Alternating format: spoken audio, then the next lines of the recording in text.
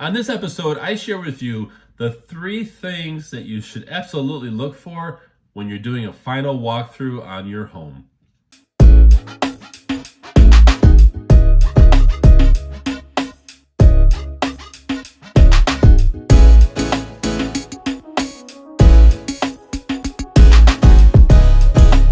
Welcome everyone to this episode of the AskJasonGelios show. I think it's episode 103. Really appreciate you guys tuning in here. Had a really good question about, hey, what are some of the things that I'm looking for when I do a final walkthrough on a house that I'm looking to purchase, right? What are some of the things, like, I don't want to just look for the obvious. Like, is there damage to the walls? Is there anything going on that I should be concerned with before I sign? Before we dive into this question though, I want to thank everybody for your questions that you submit to me, your thoughts, your comments, your subscribes. Follow me on social media, don't miss out on this show. And if you're brand new to this show, absolutely visit my website, it's allabouttherealestate.com, and you can sign up. There's a pop-up, you can sign up for my free e-newsletter as well as this show. This show gets emailed out once a week to those that sign up for it. So that's been a huge benefit there. So anyway, I really appreciate you guys doing that here. So, okay. The top 3 things that you should absolutely look for when you're doing a final walkthrough, okay? Number 1, make sure that all your systems work. Run the furnace, run the AC if you can. If it's wintertime, you might not be able to.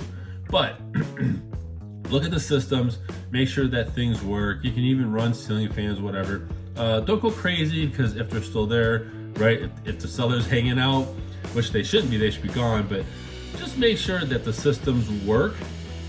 Number 2 is, this is a huge one, verify that any work you requested to be done is done. In other words, if something was supposed to be changed out or fixed, make sure that it was done. Now, throughout the process, maybe the seller sent you proof that it was fixed, like a brand new part for an appliance or whatever the case is.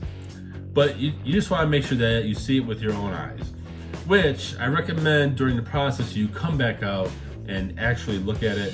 Don't just go off of a photo or, proof, like a statement that a professional came out and actually completed the work. That's pretty good, but verify that the work has been done that you requested to be done, or that the lender requested to be done.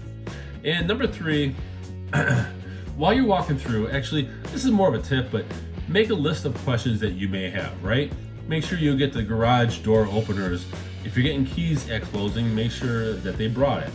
Make sure you get the keys at closing. Is there an alarm system and you're not sure how that works? Ask them about that. Okay, ask them, like, make a list of questions that you may have. It could be as simple as, hey, when's trash day? Oh, it's on Thursdays, right? Or Monday, whatever. Get that information.